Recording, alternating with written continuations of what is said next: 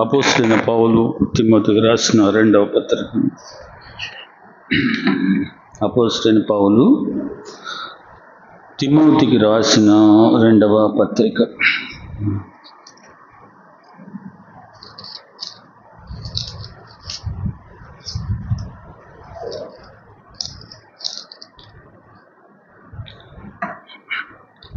రెండవ అధ్యాయము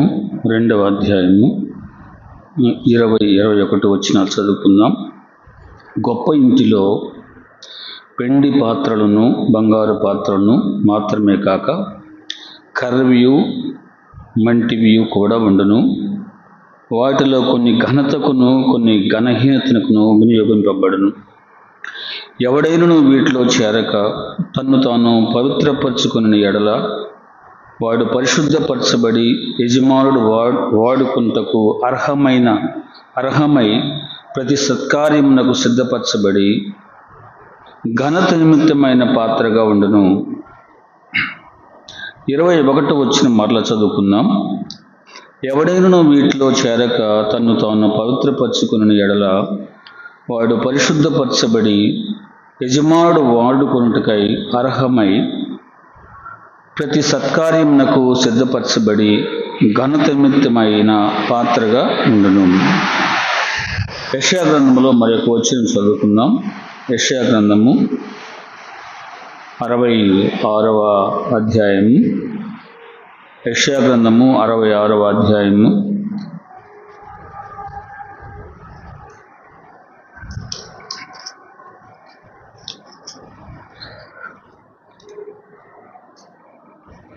2వ వచనం చదువుకుందాం. 66 2వ వచనం. అవి అన్నియు నా హస్తకృత్యములు, అవి నా వలన కలిగినవి అని యెహోవా సెలవిస్తున్నాడు. ఎవడు దీనుడై నలిగిన హృదయం కలవాడై నా మాట విని వణుకుచుండునో వానినే నేను దృష్టించుచున్నాను. ఎవడు దీనుడై నలిగిన హృదయం కలవాడై నా మాట విని వణుకుచుండునో వానినే నేను దృష్టించుచున్నాను. చిన్న ప్రార్థన చేసుకుందాం. ప్రభు యొక్క ఆత్మ సహాయం కొరకు ప్రార్థన చేసుకుందాం. పరిశుద్ధుడైన దేవా, మహోన్నతుడా, మహాగణుడా, మీ పరిశుద్ధ పాదములకు మా నమస్కారం చెల్లిస్తున్నాం. మీ కృపచేత మీ ప్రియకుమారుడైన యేసుక్రీస్తు ప్రభు మరణ పునరుద్ధానం జ్ఞాపకం చేసుకొని మిమ్మల్ని స్తుతించాం, మిమ్మల్ని ఆరాధించాం. మీ సన్నిధి కాంతిలో ప్రభువా మా స్తుతులు స్తోత్రములు మీకు సమర్పించుటకు మీరు కృప చూపినందుకు నాయన మీకు స్తోత్రం చెల్లిస్తున్నాం. దేవా, మీ దాసులు మా ప్రియులు పెద్దలు వరప్రసాద్ గారు మీ పరిచర్య నిమిత్తమై గొల్లపల్లి వెళ్ళి ఉండగా మీ దాసుని ఈ సమయంలో బలంగా వాడుకుంటారని మీ చేతికి అప్పగిస్తున్నాం. అక్కడ సంఘ క్షేమాభివృద్ధి కొరకు మీ దాసుని బలంగా వాడుకోమని వేడుకుంటున్నాం. మా ప్రియులు ప్రభువా, మీ బిడ్డలు కొంతమంది జ్వరంతో బాధపడుతున్నారు, వారికి సంపూర్ణ ఆరోగ్యం దయచేయమని వేడుకుంటున్నాం. ఈ వారం అంతట్లో ప్రభువా జరగనున్న ప్రభువా కూడికలను మీరు ఆస్వాదించండి. ప్రభువా మీ కృప చూపమని వేడుకుంటున్నాం. ఈ సమయంలో మేము చదువుకున్నటువంటి వాక్య భాగములను మా కొరకై దీవించండి. వాక్యమును ప్రభువా మీరు మాకు బోధించండి. మీ స్వరము మాకు వినిపించండి. అల్పుడను మంటివానిని నన్ను మరుగు చేయండి. ఓ దేవా, మీ కృపలో మమ్మల్ని అందరినీ భద్రపరచమని వేడుకుంటున్నాం. జీవము కలిగిన మీ వాక్యము ద్వారా మేము హెచ్చరించబడి దిద్దబడి కడగబడి మీకు ఇష్టమైన పాత్రలుగా మేము ఉండాలని ఆశపడుతున్నాం. మమ్మల్ని సరిచేయండి. ఇంకా మిమ్మల్ని ఆరాధించకుండా మందిరంలో ఉన్న వారిని మీ చేతికి అప్పగిస్తున్నాం. దేవా, వారు మీ యందు విశ్వాసం ఉంచి బాప్టిసం తీసుకొని మిమ్మల్ని పూజించుటకు సహాయం దయచేయమని వేడుకుంటున్నాం. వాక్య భాగంలోని మీ చేతికి అప్పగించుకుంటున్నాం. అల్పుడైన నన్ను కూడా మీ చేతికి అప్పగించుకుంటున్నాను. ఓ దేవా, మమ్మల్ని అందరినీ ప్రభువా మీ చేతికి అప్పగించుకుంటున్నాం. మీ వాక్యము ద్వారా మమ్మల్ని ఆస్వాదించమని యేసుక్రీస్తు ప్రభు వారి అమూల్యమైన నామములోనే స్తోత్రములు చెల్లించి ప్రార్థన చేయుచున్నాం తండ్రి, ఆమేన్. ప్రియులారా, మనం 2 వాక్య భాగములను చదువుకున్నాం. దేవుడు ఉపయోగించుకునే ఘనమైన పాత్రగా మనం ఉండాలని ఒక వాక్య భాగాన్ని తిమోతి పత్రికలో మనం చదువుకున్నాం. అలాగే యెషయా గ్రంథం 66వ అధ్యాయంలో కూడా ఆ పాత్రలు ఎలా ఉండాలి, ఘనమైన పాత్రగా దేవుడు వాడుకోవాలి, లేకపోతే ఘనమైన పాత్రగా మనం ఉండాలి. కానీ ఆ ఘనమైన పాత్ర ఎలా ఉండాలో యెషయా గ్రంథం 66వ అధ్యాయంలో 2వ వచనంలో 2వ భాగంలో మనం చూస్తున్నాం. ఎవడు దీనుడై నలిగిన హృదయం కలవాడై నా మాట విని వణుకుచుండునో వారిని నేను దృష్టించుచున్నాను అని. విశ్వాసి ప్రాముఖ్యంగా గుర్తుంచుకోవాల్సిన అంశం ఏంటంటే, అసలు విశ్వాసే కాదు, ప్రతి మానవుడు గుర్తుంచుకోవాల్సిన ప్రాముఖ్యమైన అంశం ఏంటంటే, మనము మంటివారం, మనము కేవలం మంటివారం. ఈ మాట మనం జ్ఞాపకం పెట్టుకోవాలి. మనము జిగట మంటి వారం, లేకపోతే మంటి వారం. నేల మంటిని తీసుకొని దేవుడు నరులను చేశాడు. మనము జ్ఞానవంతులమైన, ఐశ్వర్యవంతులమైన, నల్లగా ఉన్నా తెల్లగా ఉన్నా, ఆకారం ఎలా ఉన్నా సరే మనం కేవలం మంటివారం. కేవలం మంటివారం అనే విషయం జ్ఞాపకం పెట్టుకోవాలి. అయితే దేవుడు మనలను తన సొత్తుగా చేసుకున్నాడు, తన స్వరక్తం ఇచ్చి సంపాదించుకున్నాడు. కాబట్టి మనము పరిశుద్ధపరచబడి మన యజమానుడైన దేవుడు వాడుకొనుటకు అర్హత కలిగి ప్రతి విషయంలో ఆయన మహిమ కొరకు వాడబడే ఘనమైన పాత్రగా మనం ఉండాలని ఆయన ఆశపడుతున్నాడు. ఈ ఘనమైన పాత్ర ఎలా ఉండాలి అనేది 1-2 పాత్రల గురించి మనం ఈ సందర్భంలో జ్ఞాపకం చేసుకుందాం. దీన మనస్సు కలిగి ఉండాలి, నలిగిన హృదయం కలిగి ఉండాలి, దేవుడంటే భయము వణుకుండాలి, వారిని మాత్రమే దేవుడు దృష్టిస్తాడు అని మనం లేఖన భాగంలో చదువుకుంటున్నాం. ప్రభువు నమ్ముకున్న వారు దీన మనస్సు కలిగి ఉండాలంటే, అణకువ కలిగి ఉండాలంటే, నలిగిన హృదయం కలిగి ఉండాలంటే, ప్రభు అంటే భయము వణుకు ఉండాలంటే ఆయన ఏమై ఉన్నాడు అనేది జ్ఞాపకం పెట్టుకోవాలి. ఆయన సృష్టికర్తైన దేవుడై ఉండి, పరిశుద్ధుడైన దేవుడై ఉండి, అత్యున్నత సింహాసనంపై ఆసీనుడై ఉండి తన్ను తాను ఎంతగా తగ్గించుకున్నాడు అనేది జ్ఞాపకం పెట్టుకున్నప్పుడు ఎంత దీనులమై మనం ఉండాలో జ్ఞాపకం పెట్టుకుంటాం. ఆయన అత్యున్నతమైన స్థాయిలో నుంచి దిగొచ్చాడు. ఎంతవరకు ఆయన తన్ను తాను తగ్గించుకున్నాడంటే, నరుని పాదములు కడిగేంత వరకు తన్ను తాను తగ్గించుకున్నాడు. ఆయన దీనత్వాన్ని మనం జ్ఞాపకం చేసుకున్నప్పుడు మనము ఎంతగా తగ్గి ఉండాలో, ఎంతగా దీనత్వం కలిగి ఉండాలో, ఎంతగా నమ్రత కలిగి ఉంటామో, ఎంత విరిగి నలిగిన హృదయం కలిగి ఉంటామో, దేవుడు అంటే ఎంత భయభక్తులు కలిగి ఉంటామో, అంతగా దేవుని చేత ఘనమైన పాత్రగా మనం, ఆయన వాడుకునే ఘనమైన పాత్రగా మనం ఉంటామనేది జ్ఞాపకం పెట్టుకున్నాం. దేవుడు మనలను ఘనంగా వాడుకోవాలి అనే విషయాల్ని మనం జ్ఞాపకం చేసుకున్నాం. ప్రభువు మన కొరకై ఎంతగా తన్ను తాను తగ్గించుకున్నాడు. లూకాసు వార్తలో 14వ అధ్యాయంలో ఒక వచనం చూద్దాం. లూకాసు వార్త 14వ అధ్యాయం. లూకాసు వార్త 14వ అధ్యాయంలో యేసు ప్రభు వారు పలికిన మాటలు జ్ఞాపకం చేసుకున్నాం. 11వ వచనం. తన్ను తాను హెచ్చించుకునేవాడు ప్రతివాడును తగ్గింపబడును, తన్ను తాను తగ్గించుకునేవాడు హెచ్చింపబడును అని వ్రాయబడును. శరీరంలో ఉన్నాం. అనేక సందర్భాల్లో మనలను మనం ఎక్కడో చోట అహం పనిచేస్తూ మనకు రావాల్సిన గౌరవం మనకు రాలేదనో, మనల్ని అంతగా గౌరవించలేదనో,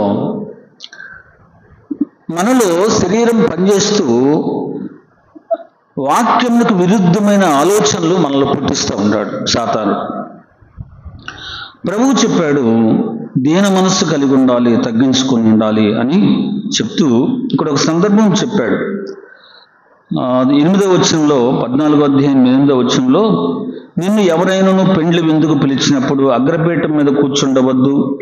ఒకవేళ నీకంటే ఘనుడు అతని చేత పిలవబడగా నిన్నును అతని పిలిచిన వాడు వచ్చి అతనికి చోటిమ్మని నీతో చెప్పును, అప్పుడు నీవు సిగ్గుపడి కడపటి చోటున కూర్చుండా సాగదువు అన్నాడు. ఈ వచ్చిన భాగాలను మనం గమనిస్తున్నప్పుడు మనలను మనము ప్రభు సన్నిధిలో తగ్గించుకొనబద్ధులమై ఉన్నాం. మన విశ్వాస జీవితం, మన ఆత్మీయ జీవితం, అనుదిన మన నడవడి, ప్రవర్తన, వీటన్నిటి ద్వారా ప్రభువు దగ్గరకు అనేక మందిని మనం తీసుకురావాల్సిన వారమై ఉన్నాం. గర్వం ఉండకూడదు అనేది పీకాక్ ప్రైడ్ అంటాం. పీకాక్ ప్రైడ్ అంటే నెమలకుండే గర్వం. ప్రైడ్ ఆఫ్ లైఫ్ అంటాం. అంటే బాగా నాకు అన్నీ ఉన్నాయి, నేను సమస్తం అనుభవిస్తున్నాను, నాకేమి కొదవలేదు, చక్కగా నేను అన్నీ అనుభవిస్తూ జీవించాలి అనేది జీవపు డంబం అంటాం. ఇవన్నీ విశ్వాస జీవితానికి అవరోధాలుగా కనిపిస్తున్నాయి. దేవుని ఘనపరిచే జీవితం ఎలా ఉండాలి అనేది యెషయా గ్రంథంలో మనం చూసాం. దీనత్వం కలిగి ఉండాలి అని నేర్చుకుంటున్నాం. దీనత్వం కలిగి ఉండాలి. చాలామంది దైవజనులను మనం ఉదాహరణగా తీసుకున్నప్పుడు వారి దీనత్వం, వారి సింప్లిసిటీ, ఎలా సామాన్యంగా జీవితాలు గడుపుతున్నారో మనం గమనిస్తాం. వారి అనుదిన జీవితం, ప్రభువు కొరకు పనిచేసే విధానం, వారు చేసే పనులు కానీ, వారు మాట్లాడే విధానం కానీ, వారి జీవన విధానం మొత్తం గమనించినప్పుడు వారు ఎంత దీనులుగా ఉంటున్నారో, ఎంత భయభక్తులు కలిగి ఉంటున్నారో వారిని చూసినప్పుడు అనేక మార్లు మనకు సిగ్గు వేస్తుంది. నేను ఎలా ఉన్నాను, నా జీవితం ఎలా ఉంది అని. అపొస్తలుడైన పౌలు తను తాను తగ్గించుకున్న విషయాన్ని కూడా మనం లేఖన భాగాల్లో మనం చూడొచ్చు. ఒక విషయం చూద్దాం. అపొస్తలుడైన పౌలు రాసిన పత్రికల్లో మొదటి కొరింథీయులకు రాసిన పత్రిక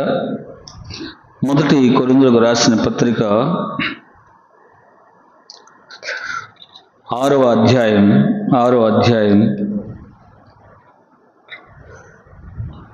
అధ్యాయంలో మొదటి వచనం విశ్వాసులను గురించి వ్రాశాడు. మీలో ఒకనికి మరి ఒకరి మీద వ్యాజ్యం ఉన్నప్పుడు వాడు పరిశుద్ధులు ఎదుటగాక అనీతిమంతులు ఎదుట వ్యాజ్యమవుటకు తెగించుచున్నాడా? పరిశుద్ధులు లోకమునకు తీర్పు తీర్చుదురని మీరు ఎరుగరా? మీ వలన లోకమునకు తీర్పు జరగవలసి ఉండగా మిక్కిలి అల్పమైన సంగతులను గూర్చి తీర్పు తీర్చుటకు మీకు యోగ్యత లేదా అన్నాడు. మనము దేవదూతలకు తీర్పు తీర్చుదామని ఎరుగరా అన్నాడు. క్రైస్తవుల మధ్య, విశ్వాసుల మధ్య, మన కుటుంబాల్లో సమస్యలు కావచ్చు, సంఘ సమస్యలు కావచ్చు, బయట వారికి, అవిశ్వాసులకు మనం వివరిస్తూ వారు మనకు తీర్పు తీర్చాలి, మన వ్యాజ్యం తీర్చాలని మనం అనేక సందర్భాల్లో ప్రయత్నం చేస్తున్నప్పుడు హెచ్చరికగా పరిశుద్ధాత్మ దేవుడు పౌలుని ఆత్మీయంగా బలపరిచి ఈ వాక్యం అనుగ్రహిస్తున్నాడు. విశ్వాసికి ప్రభువు అత్యంత యోగ్యత ఇచ్చాడు, అత్యంత విలువ ఇచ్చాడు. ఆ విలువను మనం కాపాడుకోవాల్సిన వారమై ఉన్నాము. అనేక సందర్భాల్లో అన్యులు మన వ్యక్తిగత జీవితాల్లో, మన కుటుంబ సమస్యల్లో చొరబడి మన సమస్యలను వారు తీర్పు తీర్చడానికి ఆహ్వానించబడుతూ ఉన్నారు. అది వాక్యానికి విరుద్ధమైనదని జ్ఞాపకం చేసుకుంటున్నాం. ప్రభువు సన్నిధిలో మనం దేవుని బిడ్డలుగా దేవుని ఘనపరిచే వారముగా, దేవుని ఘనతకు కారణమయ్యే బిడ్డలుగా మనం జీవించాలి అనేది చూస్తున్నాం.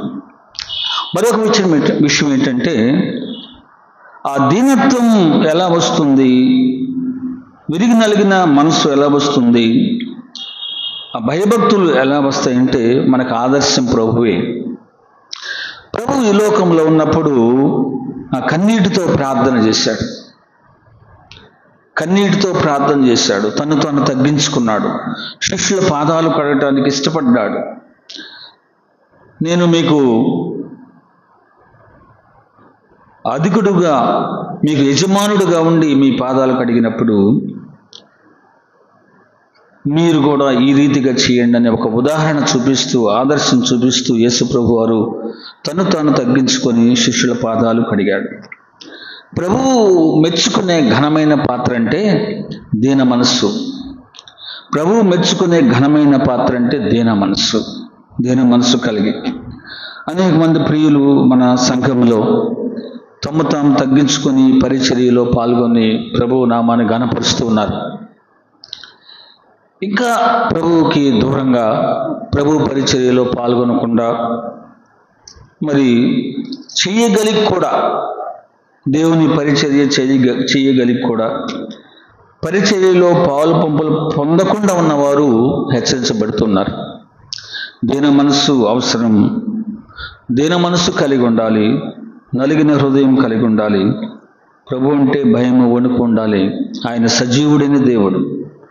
ఈ సృష్టి మొత్తం మీద, విశ్వం మొత్తం మీద సజీవుడైన దేవుడు యేసుక్రీస్తు ప్రభు ఒక్కరే. ఆయన తప్ప సజీవుడైన దేవుడు లేడు. ఆయన సజీవుడైన దేవుడని, ఉన్న దేవుడని, అనుక్షణం మమ్మల్ని కాపాడుతున్నాడని, మనల్ని విడిపిస్తున్నాడని, మనకు తోడుగా ఉంటున్నాడని విశ్వసించిన మనం అత్యున్నత సింహాసనంపై ఆసీనుడైన ఆ భీకరుడైన దేవుని ఎడల ఆయన ఎదుట దీన మనస్సు కలిగి ఉండాలి, విరిగి నలిగిన హృదయం కలిగి ఉండాలి అని నేర్చుకుంటున్నాం. దీన మనస్సు. ఆయన దృష్టిలో దీన మనస్సు కలిగిన వారు ఘనమైన పాత్రలు. ఆయన ఎదుట విరిగి నలిగిన హృదయం కలిగిన వారు ఘనమైన పాత్రలు. తమ్ము తాము హెచ్చించుకునేవారు తగ్గించబడుతూ ఉంటారని హెచ్చరించబడుతున్నాం. మొదటిగా నేను దేవుని చేతిలో మనం మంటి వారం. ఈ సృష్టిలో ప్రభువు మంటితో మనం ఏర్పాటు చేశాడు. మనం ఆయన చేతిలో పాత్రలు అనేది జ్ఞాపకం పెట్టుకొని, మనం ఏ స్థితిలో ఉన్నా సరే, ఎలాగున్నా సరే, ఏమి కలిగి ఉన్నా సరే, కేవలం మనం మంటివారము, ఆయన చేతిలో పాత్రలం అనే విషయాన్ని జ్ఞాపకం పెట్టుకొని మన విశ్వాస జీవితంలో దీన హృదయం కలిగి, విరిగి నలిగిన హృదయం కలిగి, భయంతో వణుకుతో మన విశ్వాస జీవితాన్ని కాపాడుకోవాలి. ప్రాముఖ్యమైన ఒక పాత్రను గురించి మనకు తెలిసిన వాక్య భాగమే అపోస్తుల కార్యంలో 9వ అధ్యాయంలో మనం చూద్దాం. అపోస్తులైన పౌలుని గురించి అపోస్తుల కార్యంలో 9వ అధ్యాయము 12వ వచనం. 9వ అధ్యాయంలో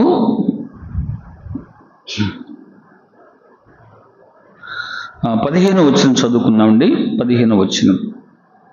అందుకు ప్రభువు, నీవు వెళ్ళుము, అన్యజనుల ఎదుటను, రాజుల ఎదుటను, ఇశ్రాయేలు ఎదుటను నా నామం భరించుటకు ఇతడు నేను ఏర్పరచుకున్న సాధనమై ఉన్నాడు. ఇతడు నా నామము కొరకు ఎన్నో శ్రమలను అనుభవింపవలెనో నేను ఇతనికి చూపుదునని అతనితో చెప్పాను. దమస్కులో అననీయ అనే శిష్యుడు ప్రభు సన్నిధిలో సౌలుని గురించి మాట్లాడినప్పుడు యేసు ప్రభువారు మరి అననీయాకు బయలుపరిచిన విషయం సౌలుని గురించి చెప్తాడు. ఇతడు నేను ఏర్పరచుకున్న సాధనమై ఉన్నాడు. నేను ఎంపిక చేసుకున్న సాధనం ఇతడు. క్రైస్తవ లోకాన్ని, ఆనాటి క్రైస్తవ లోకాన్ని హింసిస్తున్నటువంటి సౌలు, ఆనాటి సంఘాలు భయముతో అతని కొరకు ప్రార్థన చేస్తూ ఉన్నారు. 14వ వచనం గమనించండి. ఇక్కడను నీ నామను బట్టి ప్రార్థన చేయు వారందరినీ బంధించుటకు అతడు ప్రధాన యాజకుల వలన అధికారం పొంది ఉన్నాడని ఉత్తరం ఇచ్చెను. దేవుని బిడ్డలను, విశ్వాసులను హింసించుటకు, బంధించుటకు, బాధించుటకు, వారిని సంహరించుటకు అత్యంత ఉత్సాహంతో ముందుకు వెళుతున్నటువంటి సౌలు. అయితే దేవుడు జగత్తు పునాది వేయబడక ముందే సౌలును ఏర్పాటు చేసుకున్నాడు. ఇతడు నేను ఏర్పరచుకున్న సాధనమై ఉన్నాడు అన్నాడు. దేవుని చేతిలో ఆయన ఏర్పాటు చేసుకున్న సాధనం పౌలు అని మనం చూస్తున్నాం. దేవుడు ఏర్పాటు చేసుకున్న ఈ సాధనం ఎంత బలమైందంటే దేవుని కొరకు సమస్తము సమర్పించుకున్నాడు. దేవుని కొరకు ఎంతో ప్రయాసపడ్డాడు. దేవుని ఘనపరిచాడు. అనని అయితే అప్పుడు ఆ దేవుని మాట వినటానికి స్ట్రగుల్ అయిపోయాడు. అయ్యా, నీ నామం బట్టి ప్రార్థన చేసేవారిని ఇతను హింసిస్తున్నాడు, బెదిరిస్తున్నాడు, సంహరిస్తున్నాడు, ఇతని దగ్గరికి నేను ఎలా పోయేది అన్నప్పుడు దేవుడు అన్నాడు, ఇతడు నేను ఏర్పరచుకున్న సాధనం. చాలామంది దైవ సేవకుల జీవితాలు మనం గమనిస్తున్నప్పుడు వారు అగ్నిలోంచి బయటకు తీసినట్టు బయటకు వచ్చారు. అగ్నిలోంచి బయటకు తీసినట్టే వచ్చాడు దేవుని సేవకులు. దేవుడు వారిని అగ్నిలోంచి శుభ్రంగా కడిగి వారిని కాల్చి వారిని పవిత్రపరిచి తన నామ ఘనత కొరకు వాడుకునే పాత్రలుగా నిలబెట్టాడు. మనం ఎక్కడికో వెళ్ళాల్సిన అవసరం లేదు. మన ప్రియులు పెద్దలు వరప్రసాద్ గారు, ఆయన్ని కూడా దేవుడు అగ్నిలోంచి బయటకు తీశాడు. నిజంగా నాకు తెలుసు, అగ్నిలోంచి బయటకు తీసి ఆయన శుద్ధి చేసి ఆయన నామ ఘనత కొరకు వాడుకుంటున్నాడు. పౌలు దేవుని నామ ఘనత కొరకు ఎంతగా ప్రయాసపడ్డాడో చాలామంది సేవకుల జీవితాలు చూసినప్పుడు, మనం వారి అంతరంగం మనం చూసినప్పుడు మనకు కన్నీరు రాక తప్పదు. అంతగా వారు ప్రయాసపడుతున్నారు. వారికి ఉన్న సమస్తము విడిచిపెట్టి ప్రభువు సేవ కొరకు ప్రయాసపడుతున్నారు. అపోస్తలుడైన పౌలు కూడా అలాంటి వాడే. గమలీయేలు పాదముల దగ్గర సకల విద్యలు నేర్చుకున్నవాడు, పాండిత్యం తెలిసినవాడు, బలమున్నవాడు, శక్తి ఉన్నాడు. ఆ గుర్రాల మీద వెళ్ళి దేవుని సంఘాన్ని హింసించినవాడు. దేవుని కొరకు నేలపై పడిన తర్వాత దేవుని కొరకు నిలబడే ఒక గొప్ప సాధనంగా మనం చూస్తాం.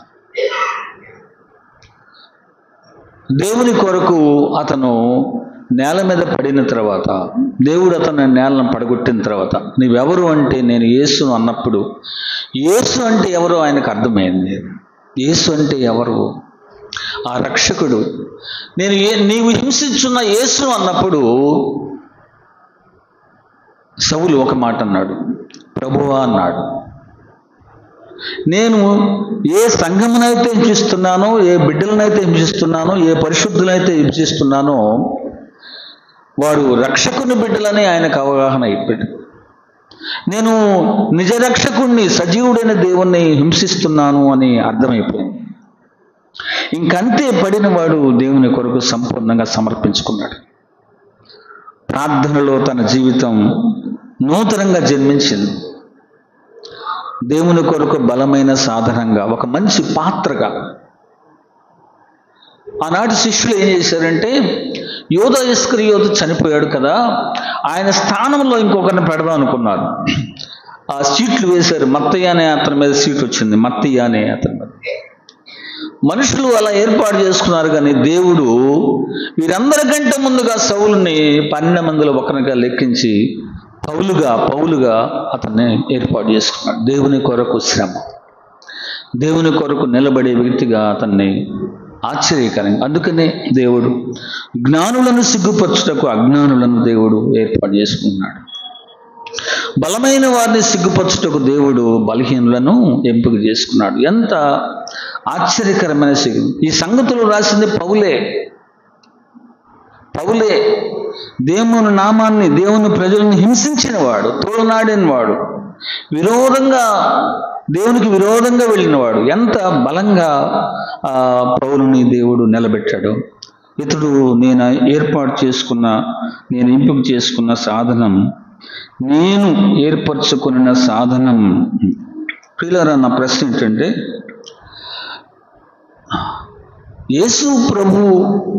యేసు ప్రభు సజీవుడైన దేవుడని,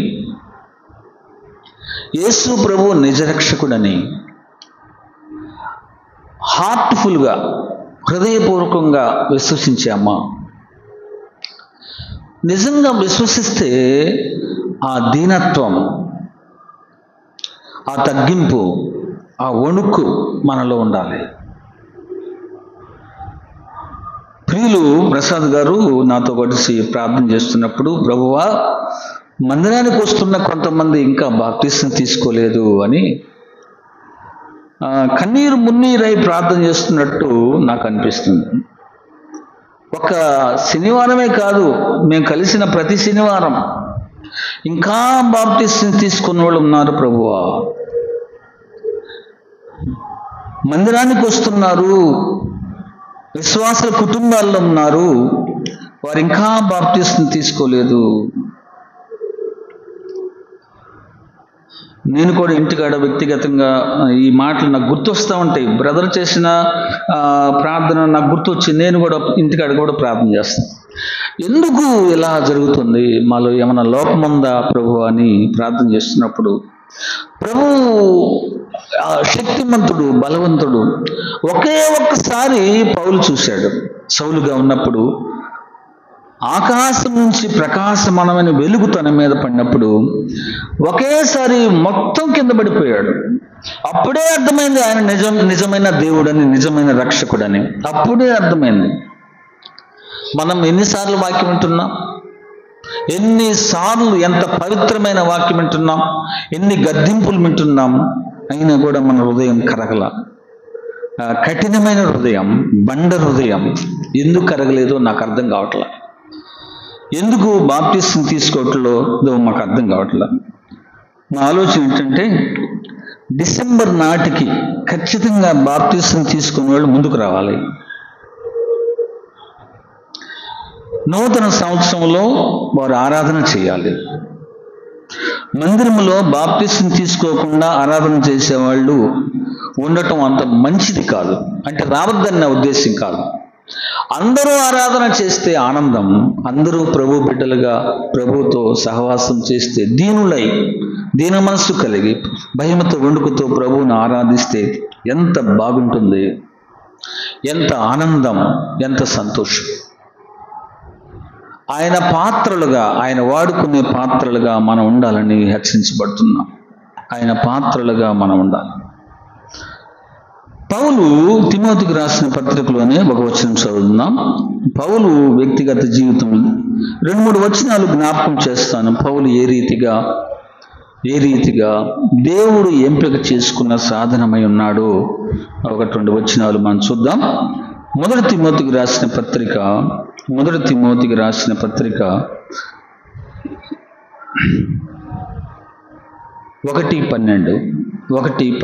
మనకు తెలిసిన వాక్య భాగాలే. పూర్వము దూషకుడను, హింసకుడను, హానికరుడునైన నన్ను తన పరిచర్యకు నియమించి నమ్మకమైన వానిగా ఎంచినందుకు నన్ను బలపరిచిన మన ప్రభు అయిన క్రీస్తు యేసుకు కృతజ్ఞుడనై ఉన్నాను. తెలియక అవిశ్వాసం వలన చేసేది కనుక కనికరింపబడుతుంది. పౌలు సాక్ష్యం చూడండి, జ్ఞాపకం చేసుకుంటున్నామా? నేను కేవలము మంటితో నిర్మించబడ్డాను. నేను కేవలము నా శరీరము ఒక బంకమన్నే. నేను పూర్వము దూషకుడను, హింసకుడను, హానికరుడను.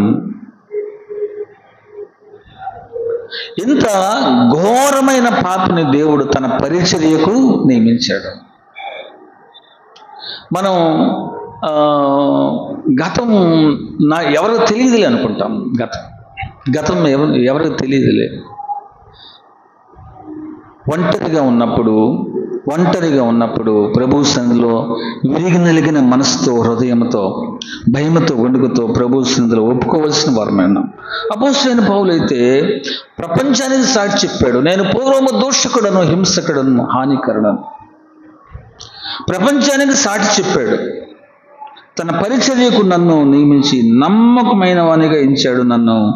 నమ్మకమైన వానిగా ఎంచాడు నన్ను అన్నాడు. మనం కొంతమంది బాప్తిసం తీసుకోవడానికి నేను తీసుకుంటా అంటారు, నమ్మకం ఉండదు, మళ్ళీ కొద్ది రోజుల తర్వాత తీసుకోరు కానీ బాప్తిసం, మళ్ళీ వెనక్కి. కొంతమంది బాప్తిసం తీసుకొని ఆరాధన చేయరు. కొంతమంది ప్రభు శరీరంలో, ప్రభు రక్తంలో పాల్గొనరు. వీళ్ళు దీన మనసు కలిగిన ప్రభు చేతిలో ఉన్న పాత్రల, ప్రభు వాడుకుంటున్న పాత్రల, ప్రభు బిడ్డల అనేది మనం వ్యక్తిగతంగా ప్రశ్నించుకోవాల్సిన అవసరం ఉంది. నన్ను బలపరిచిన మన ప్రభు అయిన క్రీస్తు యేసుకు కృతజ్ఞుడనై ఉన్నాను. ఒక బలమైన దేవుడు ఎంపిక చేసుకున్న సాధనం అపోస్తుడైనటువంటి పౌలు అని మనం చూస్తున్నాం. తను తాను ప్రభు సన్నిధిలో ఒప్పుకుంటున్నాడు. ఒకటి, ప్రభు ఎందుకు ఎంపిక చేశాడు? చాలామంది దేవుడు నన్ను పిలిచాడు, దేవుడు నన్ను సొత్తుగా చేసుకున్నాడు, దేవుడు నన్ను కడిగాడు, తన బిడ్డగా చేసుకున్నాడు అని ఇక దేవుని దగ్గర నుంచి ఆశీర్వాదాలు పొందాలి, దేవుని దగ్గర నుంచి అన్నీ పొందాలి. ఇక సెల్ఫ్ అన్నమాట. నేను ప్రభువుని నమ్ముకున్నాను కాబట్టి ఈ ఉద్యోగం వచ్చింది, ప్రభువుని నమ్ముకున్నాను కాబట్టి ఈ ఆస్తిని సంపాదించాను, ప్రభువుని నమ్మును కాబట్టి నా స్థాయి పెరిగింది అని సెల్ఫ్ చూస్తారు. కానీ పౌలు జీవితం నా నామమును భరించుటకు అని రాయబడి ఉంది. 9వ అధ్యాయం అపోస్తుల కార్యంలో నా నామమును భరించుటకు అని వ్రాయబడింది. దేవుని నామాన్ని భరించేది, దేవుని నామాన్ని భరించేది అని జ్ఞాపకం పెట్టుకున్నాం. దేవుని నామాన్ని భరించడం అంటే ఒక వచనం చదువుదాం. కీర్తనల గ్రంథము 34వ కీర్తన, కీర్తన గ్రంథం 34వ కీర్తన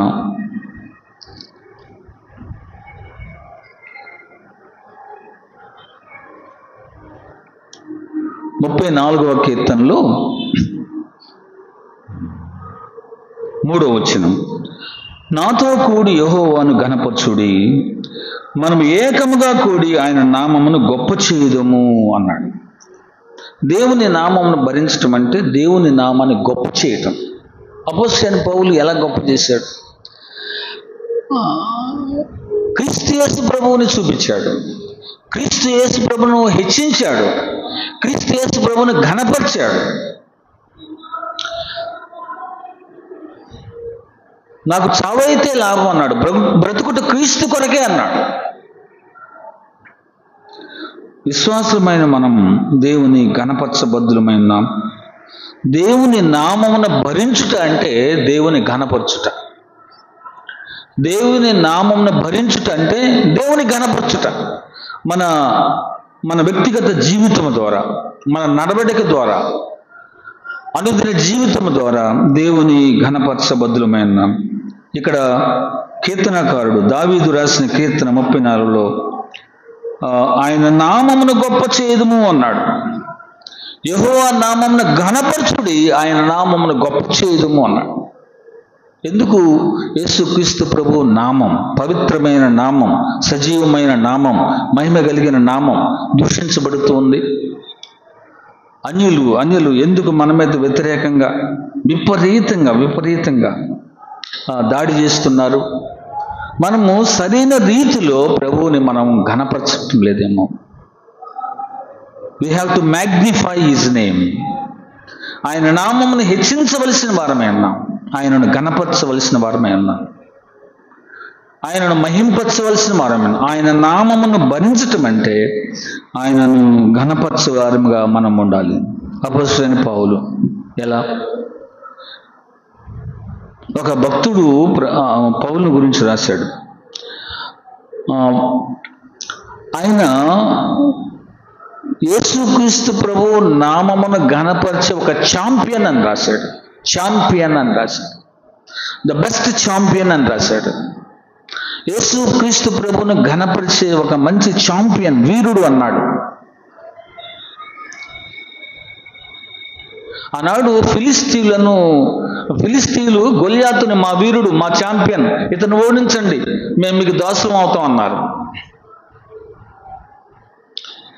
పరిశుద్ధ గ్రంథంలో, నూతన నిబంధన గ్రంథంలో క్రైస్తవులకు ఛాంపియన్ ఎవరంటే పౌలు. దేవుడు ఏర్పాటు చేసుకున్న బలమైన సాధన. దీనుడయ్యాడు, యోధామత ప్రవిష్టుడు, జ్ఞానవంతుడు, సకల విద్యలు నేర్చుకున్నవాడు, కానీ దీనుడయ్యాడు. ప్రభువును చూశాడు, తను తగ్గించుకున్నాడు, దీనుడయ్యాడు. మనం కూడా దేవుడు వాడుకునే పాత్రగా దీనత్వం కలిగి ఉండాలి. ఆత్మీయంగా చురుకుతనంగా ఉండాలి. పరిశుద్ధాత్మతో రేపబడాలి. పరిశుద్ధాత్మన అగ్నితో మనము అగ్నిలో కాల్చబడాలి. రగులుతూ ఉండాలి ప్రభు కొరకు అనేది జ్ఞాపకం పెట్టుకుందాం. ప్రభువు తీసుకున్న ఒక బలమైన సాధనం. మనం ప్రభు చేతిలో సాధనం అంటే ఎలా ఉండాలి? మనం ప్రభువుకి సరిగా అప్పగించుకోవట్లేదు కాబట్టి ఆయన వాడుకోవటానికి వీలు లేకుండా మనం దూరంగా ఉన్నాం కాబట్టి ఆయన వాడుకోవట్లేదు. పరిశుద్ధాత్మని దుఃఖపరుస్తున్నాం, ప్రభువుకి మనం సమర్పించుకోవట్లేదు. ఆయన సాధనం అంటే సంపూర్ణంగా ఆయన చేతిలో ఉండాలి. ఆయన బలంగా వాడుకునే పాత్రగా మనం ఉండాలని నేర్చుకుంటున్నాం. ప్రభువుని వెంబడించేవారం, ప్రభువుని ఘనమైన పాత్రగా మనం ఉండాలని నేర్చుకుంటున్నాం. అపోస్తలుడైన పౌలు గురించి చాలా చెప్పొచ్చు మనం. చాలా రెఫరెన్స్లు కూడా ఉన్నాయి. పౌలు రాసిన పత్రికల్లో ఎన్నో చూడొచ్చు మనం. దేవుని సేవ బలంగా, దేవుని సేవలో ఆనందించిన పౌలను మనం చూస్తాం. ఫిలిప్పీయులకు రాసిన పత్రికలో మనం తెలిసిన వాక్య భాగమే. 3వ అధ్యాయం 4వ వచనం నుంచి చదివితే, ప్రభువునందు ఆనందించుడి అన్నాడు. ప్రభువునందు ఆనందించుడి. శ్రమలలో ఆనందపడినటువంటి పౌల్ని మనం చూస్తాం. శ్రమలలో ఆనందం. ఒకసారి ఆ రెఫరెన్స్ చదువుకుందాం మనం. ఫిలిప్పీయులకు రాసిన పత్రిక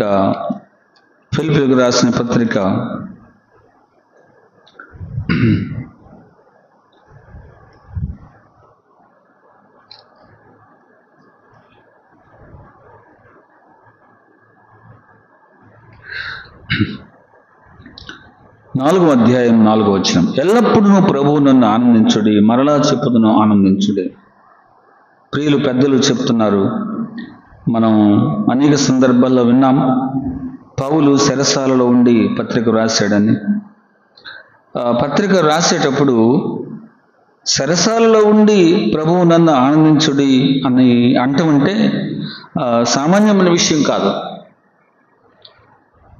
దేవుడు ఎంపిక చేసుకున్న, దేవుడు ఏర్పాటు చేసుకున్న ఈ సాధనం ప్రభువులో ఎంతగా లోతుగా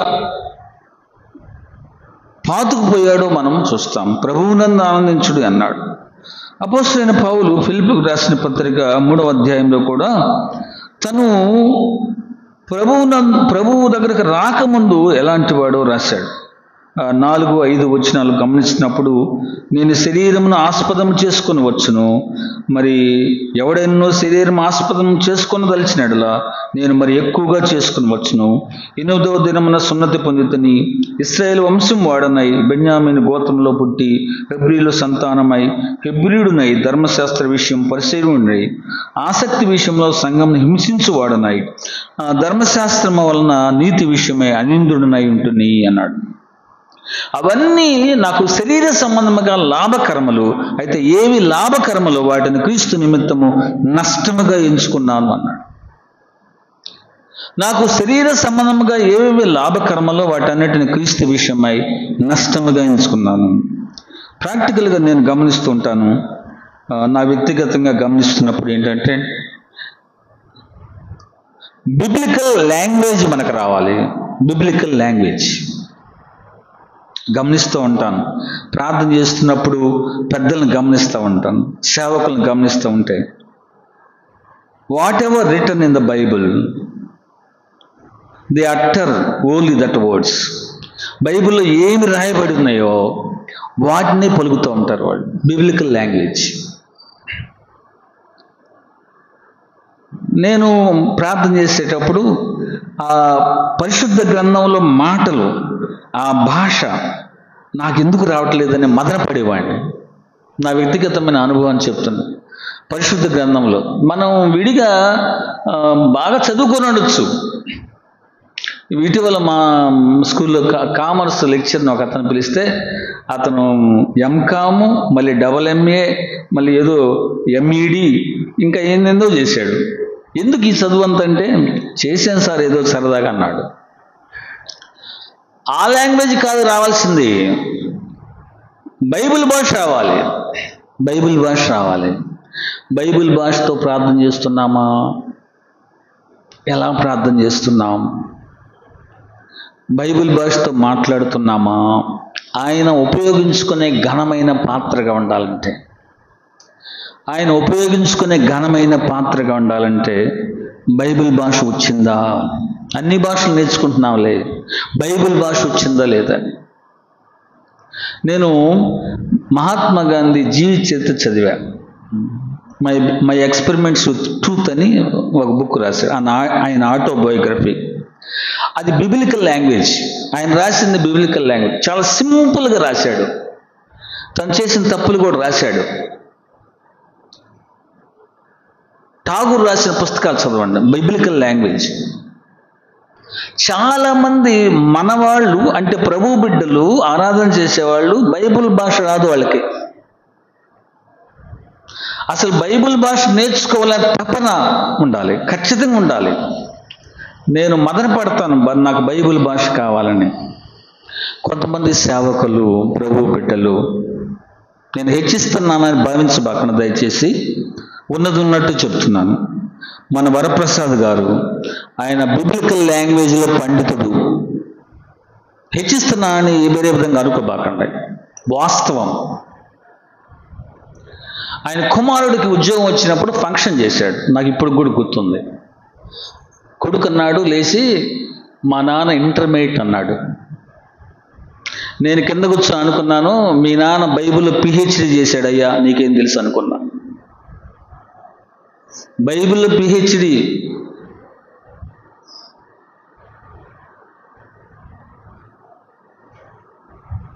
దేవుడు వాడుకునే పాత్రగా మనం ఉండాలి. బైబిల్ భాష క్రీస్తు నిమిత్తము నాకు శరీర సంబంధముగా ఏవి లాభకరములై ఉన్నాయో వాటిని నేను పెంటగా ఎంచుకున్నాను, నష్టముగా ఎంచుకున్నాను అన్నాడు. ఇంకా తృప్తి లేదు పౌలుకి, తృప్తి లేదు. ఒక మాట చదువుతాను, ఫిలిప్పీయులకు రాసిన పత్రిక 3వ అధ్యాయం 8వ వచనం. నిశ్చయముగా నా ప్రభువైన యేసుక్రీస్తును గురించిన అతి శ్రేష్టమైన జ్ఞానము నిమిత్తమై,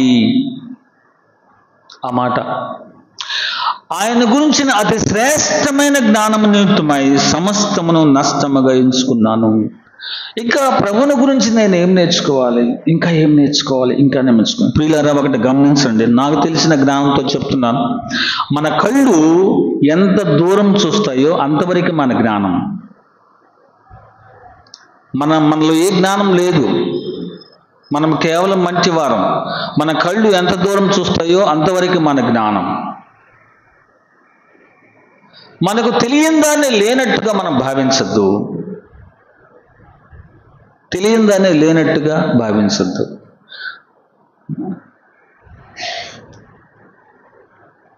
మనకి ఉదాహరణకి నేను ఏదో డిగ్రీ MA చదువుకున్నాను, ఆ సబ్జెక్టే నాకు తెలుసు, మిగతా తెలియదు అంటే తెలియదు లేదని అర్థమా? కొంతమంది సైంటిస్టులు ఉన్నారు, వారికి కూడా తెలియని జ్ఞానం ఉంది. కొంతమంది గొప్ప గొప్ప శాస్త్రవేత్తలు, డాక్టర్స్ ఉన్నారు, ఇంజనీర్స్ ఉన్నారు, వారికి కూడా తెలియని జ్ఞానం ఉంది. దైవ గ్రంథము మీద మనము ఎట్టి పరిస్థితుల్లో మనం వ్యతిరేకంగా ఆలోచించకూడదు. ఇది పరసంబంధమైన జ్ఞానం. పౌలు కూడా అంటాడు, ఆ శ్రేష్టమైన జ్ఞానము నిమిత్తమై సమస్తమును నష్టముగా ఎంచుకున్నాను అన్నాడు. ఇలా చదువుకుంటూ పోతే పౌలుని గురించి చాలా విషయాలు, ఎంతగా దేవుడు ఘనంగా వాడుకునే పాత్రగా పౌలు వాడబడ్డాడు అనేది మనము చూస్తూ ఉన్నాం. శ్రమలలో ఆనందపడ్డాడు.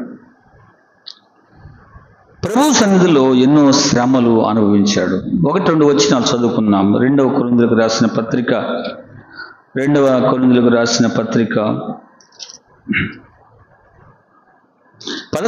అధ్యాయం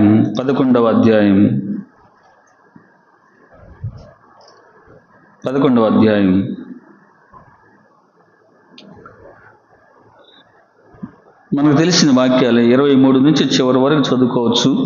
1-2 వచనాలు చదువుతా.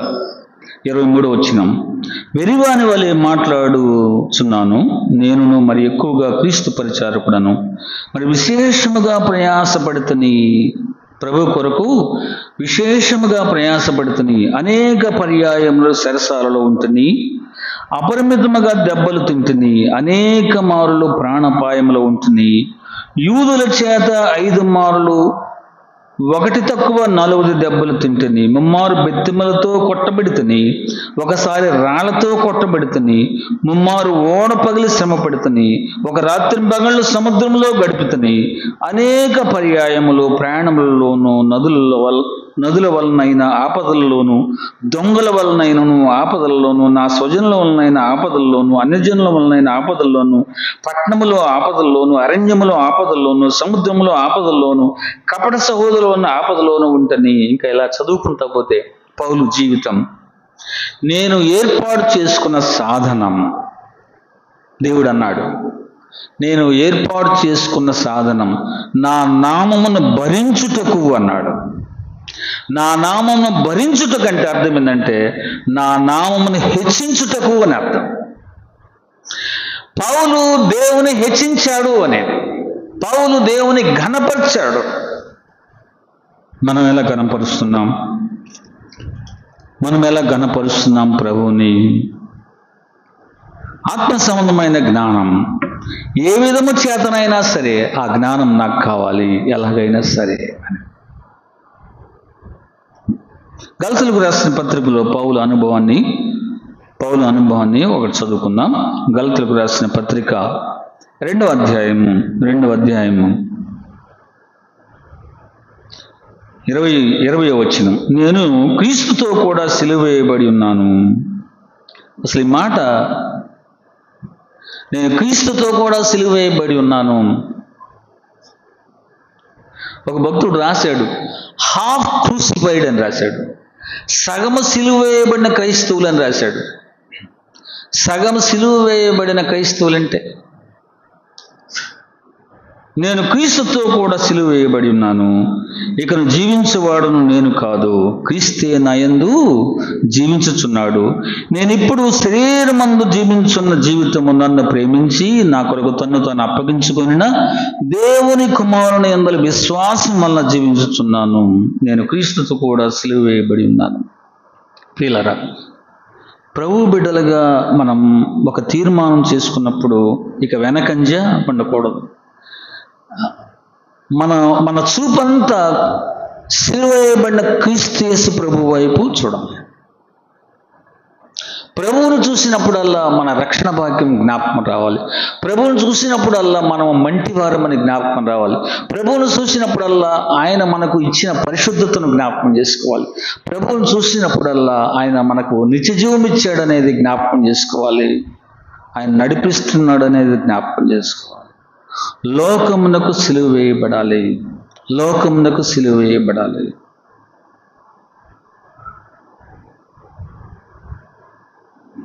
ఎంత బాగా రాశాడు చూడండి. ఏమన్నాడు? నా కొరకు తన్ను తాను అప్పగించుకొనిన దేవుని కుమారుని యందు విశ్వాసం వలన నా కొరకు ప్రతిరోజు మనం జ్ఞాపకం చేసుకోవాలి. ప్రభువు నా కొరకై తన్ను తాను అప్పగించుకున్నాడు. నన్ను ప్రేమించాడు, నా కొరకు అప్పగించుకున్నాడు.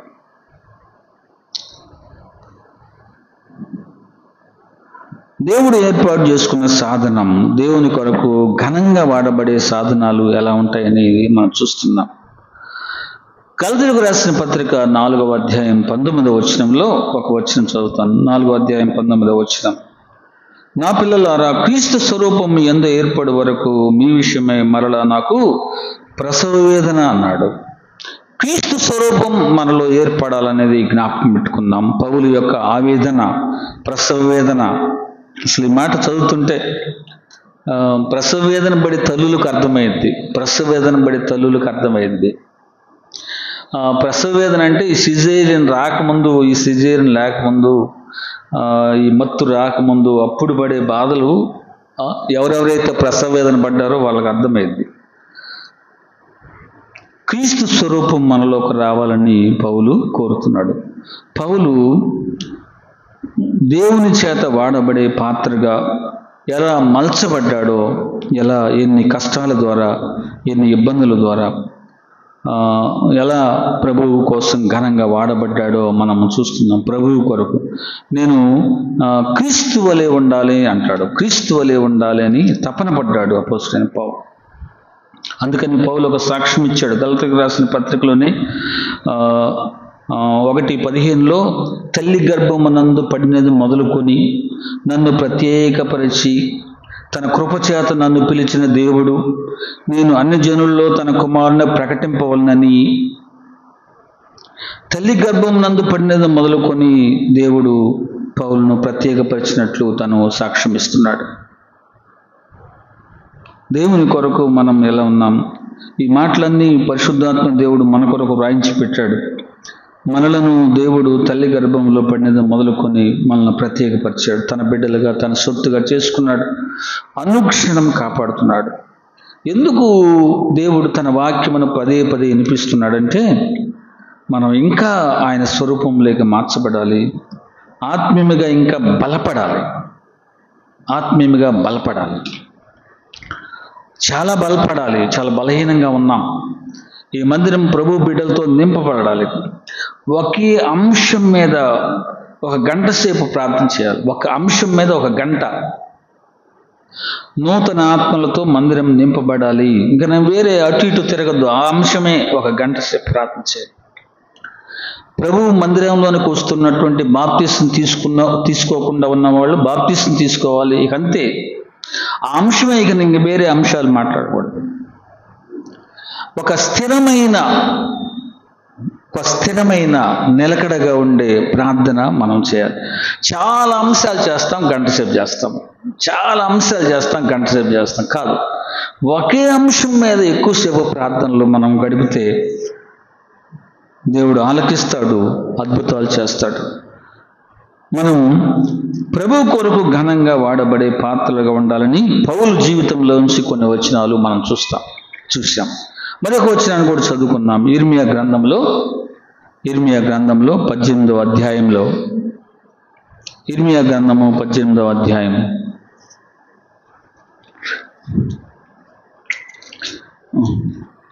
మొదటిగా మనం మంటివారం అనే విషయాన్ని జ్ఞాపకం పెట్టుకుందాం. తర్వాత అదే అంశంలో మనం దీనులుగా ఉండాలని, విరిగి నలిగిన హృదయం ఉండాలని, భయంతో వణుకుతో దీన మనసు కలిగి ఉండాలని జ్ఞాపకం చేసుకున్నాం. అలాగే పౌలు జీవితంలో దేవుడు ఏర్పాటు చేసుకున్న సాధనం పౌలు ఏ రీతిగా దేవుని సేవ కొరకు తను తాను సంపూర్ణంగా సమర్పించుకొని అనేక కష్టాలలో, ఇబ్బందుల్లో, అనేక ఆపదలలో ప్రభువు కొరకు ఎలా బలంగా నిలబడ్డాడో ఆ నిలబడిన సాధనాన్ని, బలమైన సాధనాన్ని పౌలుని మనం జ్ఞాపకం చేసుకున్నాం. ఇర్మియా గ్రంథం 18వ అధ్యాయంలో మొదటి వచనం చదువుకున్నాం. యెహోవా యొద్ద నుండి ఇర్మియాకు ప్రత్యక్షమైన వాక్కు, నీవు లేచి కుమ్మరి ఇంటికి పొమ్ము, అక్కడ నా మాటలు నీకు తెలియజేతును. నేను కుమ్మరి ఇంటికి వెళ్ళగా వాడు తన సారె మీద పని చేయుచుండెను. కుమ్మరి జిగట మంటితో చేయుచున్న కుండ వాని చేతిలో విడిపోగా ఆ జిగట మన్ను మరలా తీసుకొని కుమ్మరి తనకు యుక్తమైనట్టుగా దానితో మరి ఒక కుండ చేసెను. 6వ వచనం చదువుకుందాం. ఇశ్రాయేలు వారలారా, ఈ కుమ్మరి మంటికి చేసినట్లు నేను మీకు చేయలేనా? ఇదే యెహోవా వాక్కు. జిగట మన్ను కుమ్మరి చేతిలో ఉన్నట్టుగా ఇశ్రాయేలు వారలారా మీరు నా చేతిలో ఉన్నారు అన్నాడు. దాన్ని పెళ్ళగింతుననియు, విరగొట్టుననియు, నశింపచేయుననియు ఏదో ఒక జనమును గూర్చి కానీ రాజ్యమును గూర్చి కానీ నేను చెప్పి ఉండగా ఏ జనము గూర్చి నేను చెప్పుతున్నో ఆ జనము చెడుతనము చేయుట మానిని ఎడల నేను వారికి చేయనుద్దేశించిన కీడును గూర్చి సంతాపపడుతును. మరియు కట్టెదననియు నాటెదననియు ఒక జనమును గూర్చి గాని రాజ్యమును గూర్చి గాని నేను చెప్పి ఉండగా ఆ జనము నా మాట వినకుండా నా దృష్టికి కీడు చేసినట్ల దాన్ని చేయదలిసిన మేలును గూర్చి నేను సంతాపపడుతును. ఈ వాక్యంలో మనం ఏం నేర్చుకున్నామంటే, మనము దేవుని చేతిలో మంటివారం, ఆయన కొమ్మరి, పరమ కొమ్మరి. మనము మన శాస్త్రలతో, మన దుష్టత్వంతో, మన దుర్మార్గంతో ప్రభువు చేతిలో నుంచి విడిపోయి పగిలిపోయి ఉంటే ఆయన మరలా తీసుకొని తనకిష్టమైన పాత్రగా చేస్తాడు. తనకిష్టమైన పాత్రగా చేస్తాడు. ప్రభువు సన్నిధిలోనికి, ఆయన చేతిలోకి వెళ్ళాలి. నన్ను బాగు చేయి ప్రభువా. దావీదు పాపం చేసినప్పుడు దేవుని చేతిలోంచి బయటకు వెళ్ళిపోయాడు. దేవుడు ఏర్పాటు చేసుకున్న సాధనమే దావీదు. కానీ దేవునికి విరుద్ధమైన హేయమైన కార్యం చేసినప్పుడు ప్రభు చేతిలోంచి బయటకు వెళ్ళాడు. హెచ్చరించబడ్డాడు. నాతాను ప్రవక్త వచ్చి హెచ్చరించాడు.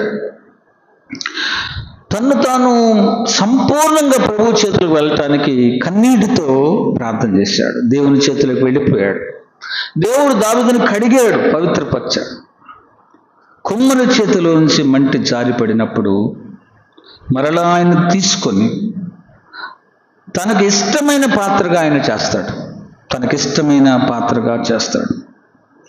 ఆయన బాగు చేస్తాడు. పడిపోతే లేపుతాడు. చెడిపోతే బాగు చేస్తాడు. కృంగిపోతే లేవదీస్తాడు. అజ్ఞానంతో మన ఇష్టానుసారంగా ప్రభువుకు దూరంగా జీవిస్తుంటే తప్పక ఆయన ప్రేమ కలిగిన దేవుడు బాగు చేస్తాడు. ఎక్కడ ఆత్మీయంగా మనం లోపంగా ఉన్నామో, ఎక్కడ ఆత్మీయంగా పడిపోయి ఉన్నామో, ఎక్కడ మన ప్రవర్తన ద్వారా దేవుని నామం దూషించబడుతుందో, ఎక్కడ దేవునికి విరుద్ధంగా మనం జీవిస్తున్నామో ఆ విషయం ప్రభు సన్నిధిలో ఒప్పుకొని ప్రాధేయపడినప్పుడు తప్పకుండా దేవుడు మనల్ని ప్రేమిస్తాడు. ఆయన దగ్గరికి తీసుకుంటాడు. ఆయన అనంతమైన సృష్టిని నిర్మించిన వాడు. ఆకాశము ఆయన సింహాసనము, భూమి ఆయన పాదపీఠం. మనమెంత జస్ట్ పార్టికల్స్, డస్ట్. ఆయన చేతిలోనికి వెళ్ళాలి. ఆయన చేతిలోనికి వెళ్ళాలి. ఆయన చెయ్యి పెద్దది. ఆయన చేతిలోనికి వెళ్ళాలి. బాగు చేస్తాడు. కొమ్మరి ఆ మంటిని తీసుకొని మరలా బాగు చేసినట్లు చక్కటి పాత్రగా చేస్తాడు. లోపల డస్ట్ ఉంటే తీసేస్తాడు. వంకర్లు ఉంటే తీసేస్తాడు. ఏదైతే దేవునికి ఇష్టం లేదో అదంతా తీసేస్తాడు. బాగు చేస్తాడు. ఒక విషయం జ్ఞాపకం పెట్టుకుందాం, మనకు తెలిసిన విషయం. లూకాసు వార్త 16వ అధ్యాయంలో తప్పిపోయిన కుమారుడు తండ్రి దగ్గర నుంచి వెళ్ళిపోయాడు. తండ్రి దగ్గర సమృద్ధి ఉంది. తండ్రి దగ్గర సమృద్ధి ఉంది, పుష్టి ఉంది, ఆనందం ఉంది. ఆ తండ్రి దగ్గర అన్నీ ఉన్నాయి. బయట కరువు ఉంది, తిండి లేదు, అంత పోయింది. మురికివాడైపోయాడు. బుద్ధి వచ్చింది, మళ్ళీ వచ్చాడు. సిగ్గుపడ్డాడు, భయపడ్డాడు, బాధపడ్డాడు, వేదన పడ్డాడు. కన్నీటితో మరి తండ్రి దగ్గరికి వచ్చాడు. ఈ అనుభవం మనం వ్యక్తిగతంగా ఉందా? వ్యక్తిగతంగా ఈ అనుభవం మనకు ఉండాలి. యెషయా గ్రంథంలో వచ్చిన చదువుకుందాం. 64 యెషయా గ్రంథం 64వ అధ్యాయం 8వ వచనం. యెహోవా నీవే మాకు తండ్రివి, మేము జిగటమన్ను, నీవు మాకు కుమ్మరి వాడవు, మేమందరము నీ చేతి పని ఉన్నాము. తప్పిపోయిన కుమారుడు తండ్రి దగ్గర నుంచి బయటికి వెళ్ళేటప్పుడు ఆయన తండ్రి, నేను వెళ్ళకూడదు, ఆ సమృద్ధిని విడిచిపెట్టి బయటకు వెళ్తున్నాను, అజ్ఞానంతో బయటికి వెళ్ళాడు. ఉన్నదంతా పోయింది. ఆ కరువులో నుంచి మళ్ళీ సమృద్ధిలోనికి రావటానికి పరిశుద్ధాత్మ దేవుడు సహాయం దయచేశాడు. జ్ఞాపకం పెట్టుకుందాం, మనం చీకటి మన్ను, ఆయన పరమ కుమ్మరి. ఆయన చేతి పని, ఆయన చేతి పని. సృష్టికర్త అయిన దేవుడు మనకు తండ్రి. ప్రభువుని ఘనపరుద్దాం, ప్రభువుని హెచ్చిద్దాం. ఒకసారి నేను నాగులపాడులో పనిచేసేటప్పుడు హై స్కూల్లో అక్కడ వినాయక చవితి జరిగింది. ఒక ట్రాక్టర్ మీద పెద్ద విగ్రహాన్ని పెట్టుకొని తీసుకెళ్లారు. నాగులపాడు నుంచి ఇటు వచ్చే రూట్లో పెద్ద కాలువ ఉంది, ఆ కాలువలో పడేయాలి. స్టూడెంట్స్ అంతా వాళ్ళు, ఇక్కడ మన పోయే దారిలో ఒక కాలేజ్ ఉంది. స్టూడెంట్స్ అని ఏం చేశారంటే తీసుకెళ్ళి వేశారు, కాలువలో వేశారు. అది సరిగా మునగట్లేదని చెప్పి 2-3 స్టూడెంట్స్ దూకారు. దూకితే ఈ విగ్రహం వాళ్ళ మీద పడింది, తిరగబడింది, చనిపోయారు. దూకిన వాళ్ళు దూకినట్టు చచ్చిపోయారు. మనం మంటివారం. ఇది ఒక ఎగ్జాంపులే కాదు, ఏ క్షణము రాలిపోతామో మనకు తెలియదు. మనం మంటివారం. ఎంతోమంది చనిపోతున్నారు క్షణం. బండి మీద వెళ్తున్నప్పుడు ఎన్ని అపాయాలు ప్రభు తప్పిస్తున్నాడో, కాపాడుతున్నాడో. మనం మంటివారం. మనం కేవలం మంటివారం. ఆయన చేతులకు రావాలి. ప్రభువునికి దూరం అయితే కరువే. చిన్న కుమారుడు వెళ్ళిన ప్రాంతం అందు వాడి పాపాన్ని బట్టి, వాడి క్రియలను బట్టి, దుష్టత్వాన్ని బట్టి కరువే. అంత పోయింది, కరువే. ఆత్మీయత లేదు, ప్రభు సన్నిధి లేదు, తృప్తి లేదు. అన్నీ పోయినాయి, అన్నీ పోయినాయి, అన్నీ పోగొట్టుకున్నాడు. అసహ్యమైన హేయమైన జంతువులు తినే పొట్టు తినడానికి ఇష్టపడ్డాడు, అది కూడా దొరకల. ఆత్మీయ జీవితాన్ని పోగొట్టుకుంటే లోకములో ఉన్నదంతా మనకు అందంగా కనిపించవచ్చు, కానీ అది హేయమైంది. అది అందంగా కనిపించవచ్చు, కానీ అది హేయమైంది. కొన్నిసార్లు విశ్వాస జీవితంలో నేను పడిపోయాను, అమ్మో ఇంత గొప్ప పాపం చేశాను, ఇంత గొప్ప కీడు చేశాను, ఇక నాకు రక్షణ లేదు, అంత పోగొట్టుకున్నాను అనుకుంటా. కానీ ప్రభు ప్రేమ కలిగిన వాడు ఎంత ఘోర పాపనైనా ఆయన చేరదీస్తాడు. ఏమైనా బలహీనతలు ఉంటే ప్రభు సన్నిధిలో ఒప్పుకొని, ప్రభువా నన్ను నీకు ఇష్టమైన పాత్రగా మలచండి ప్రభువా, నన్ను సరిచేయండి ప్రభువా, నా ఆత్మీయ జీవితాన్ని పునర్జీవింప చేయండి ప్రభువా, నన్ను కట్టండి ప్రభువా, నన్ను మీ అగ్నితో కాల్చండి, పరిశుద్ధాత్మతో నింపండి, మిమ్మల్ని ఆనందపరిచే బిడ్డగా నేను ఉండటానికి నన్ను బలపరచండి ప్రభువా అని ప్రభు సన్నిధిలో ఒప్పుకోవాలి. ఇర్మీయా భక్తుడు రాశాడు, నేను కుమ్మరి ఇంటికి వెళితే కుమ్మరి సారిపై జారిపడినటువంటి మట్టి పాత్రను తీసుకుని దాన్ని మరి ఒక చక్కటి పాత్రగా, తన ఇష్టమైన పాత్రగా చేసినట్లు మనం చూస్తాం. ఇర్మీయా గ్రంథంలోనే మరి ఒక వచనం చదువుకుందాం, నేను ముగిస్తాను. ఇర్మీయా గ్రంథంలోనే మరి ఒక వచనం, 3వ అధ్యాయం 12వ వచనం. 3వ అధ్యాయం 12వ వచనం. నువ్వు వెళ్ళి ఉత్తర దిక్కున ఈ మాటలు ప్రకటింపము, ద్రోహియగు ఇశ్రాయేలు తిరిగి రమ్ము, ద్రోహియగు ఇశ్రాయేలు తిరిగి రమ్ము. ఇక్కడ ఇశ్రాయేలు ప్రజలు ప్రభు మార్గం విడిచిపెట్టి పాపంలో ఉన్నారు, దుష్టత్వంలో ఉన్నారు, ప్రభువుకు ఏమైనా ఇష్టం లేని కార్యాలు చేస్తున్నారు. అందువలన మన ద్రోహియగు ఇశ్రాయేలు అన్నారు.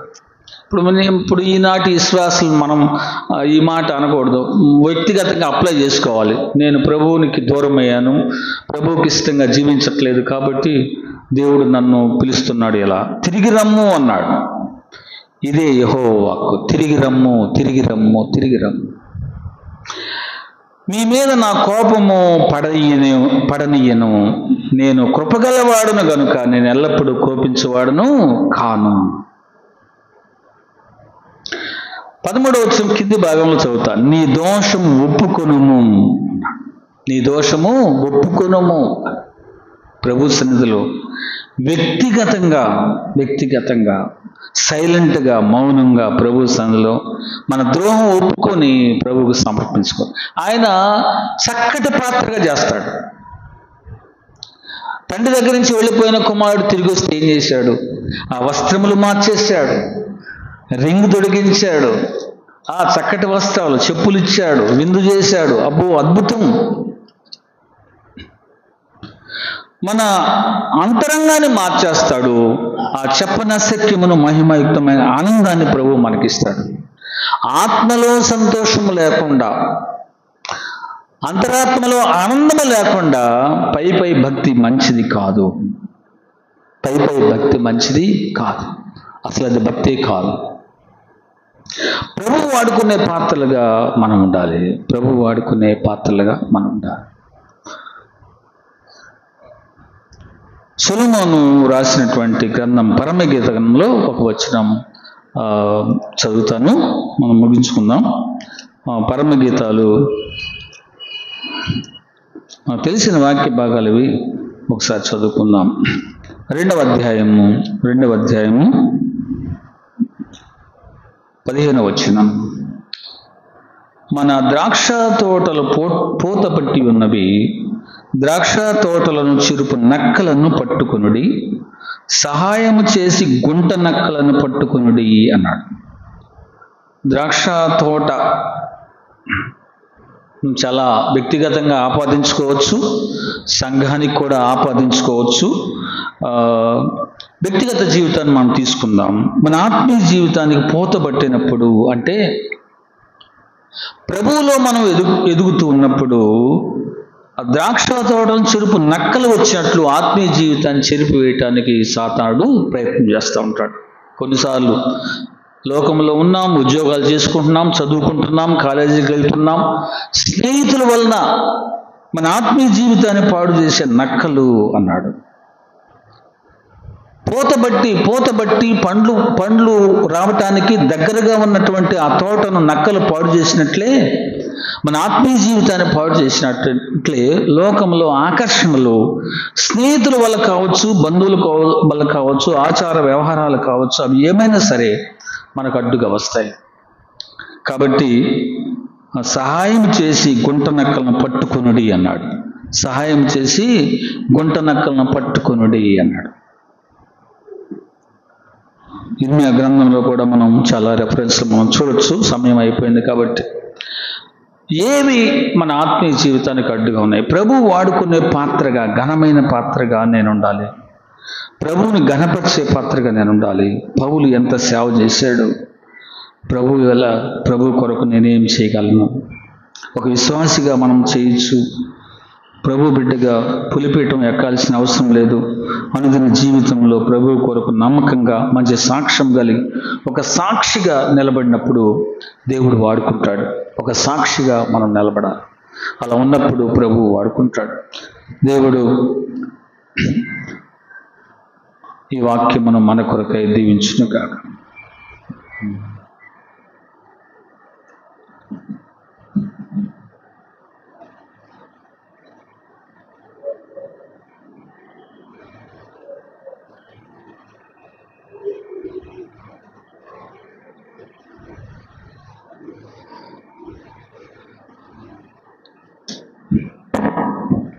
మధ్యాహ్నం వేళ చక్కటి వర్తమానాన్ని విన్నాం. మనము ఎవరై ఉన్నామో జ్ఞాపకం చేయబడ్డాం. మనము కేవలము మంటివారము అని జ్ఞాపకం చేయబడుతుంటున్నాం. కేవలము మనము మంటివారము. మన ప్రభు అయితే ఆయన సర్వాధికారి అయిన దేవుడు, గొప్ప దేవుడు, ఎవరితో కూడా పోల్చదగిన వాడు కాడు. అయినప్పటికీ కూడా మంటివారమైన మనల్ని ఆయన నరుని జ్ఞాపకం చేసుకుంటకు వాడేపాటి వాడు అనుకోలేదు. కానీ విరిగి నలిగిన హృదయంలో గలవారిని ఆయన ఘనపరిచిన విధానాన్ని మనము జ్ఞాపకం చేసుకుంటున్నాం. మంటి ఘటములలో ఆయన మహిమైశ్వర్యాన్ని మనకు దయచేసిన దేవుడిగా మనము జ్ఞాపకం చేయబడుతుంటున్నాం. నాశనానికి ముందు గర్వం నడుస్తుందని మనము వింటున్నాం. అయితే ఘనత ముందు వినయం ఉంటుంది అని మనము జ్ఞాపకం చేయబడుతుంటున్నాం. అలాగైతే మనలో ప్రభువు తగ్గింపు, వినయము, విధేయత, దేవుని పట్ల గౌరవము, ఇవన్నీ కూడా మన ప్రభువు కోరుకుంటూ ఉంటుండగా మరి కేవలం మంటివారమైన మనము ఆ అర్హత పొందడానికి మరి మనము దీన మనస్కులుగా ఉండాలి అని మనము జ్ఞాపకం చేయబడుతుంటున్నాం. మన ప్రభు అయిన యేసుక్రీస్తు మనకు మాదిరిగా ఉంటున్నాడు. నేను దీన మనస్కుడను, నేను సాత్వికుడను, దీన మనస్సు గలవాడను కనుక మీరు నా యుద్ధ మీ కాడి ఎత్తుకొని నా యుద్ధ నేర్చుకోండి అని చెప్పాడు. కాబట్టి ఈ ఉదయకాలంలో చక్కటి వర్తమానాన్ని విన్నాం. మరి ఆ విధముగా మనము దీన మనస్కులుగా దేవుని సన్నిధిలో కొనసాగుదాం. ఒకవేళ పొరపాట్లు ఉన్నట్లయితే మనల్ని ప్రభు సన్నిధిలో మన వ్యక్తిగత జీవితాలని ప్రభువుకు అప్పగించుకొని సరిచేయు ప్రభువా అని మనము ప్రార్థన చేస్తాం. మరి చిన్న ప్రార్థన చేసుకుని కూడికను ముగించుకుందాం. మన సహోదరులు కాసిం గారు, వారి యొక్క కుమారుడు రాజా, వారి కోడలు షకీలా, వారి దంపతులకు 2 కుమారులు అభిషేక్, అయాన్ష్ అనే అబ్బాయి ఉంటున్నారు. మరి వారు ఈ మధ్యాహ్నం మనకు స్నాక్స్ అందజేస్తుంటున్నారు. వారి కోసం కూడా మనము ప్రార్థన చేసుకుందాం. అనారోగ్యంగా ఉన్న బిడ్డల్ని కూడా మనం వారిని జ్ఞాపకం చేసుకుంటూ మనము ప్రార్థన చేద్దాం. మరి సంఘ పెద్దల వరప్రసాద్ గారు కూడా మరి గులాపల్లి అసెంబ్లీలో పరిచర్య నిమిత్తం వెళ్ళి ఉంటున్నారు. వారి కోసం ప్రార్థన చేసుకుందాం. కృపాసత్య సంపూర్ణుడైన మా తండ్రి, నీకే మా స్తుతులు స్తోత్రాలు చెల్లిస్తుంటున్నా.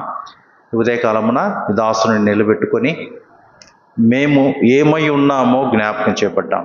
మేము కేవలము మంటి వారము అని మేము జ్ఞాపకం చేపట్టాం.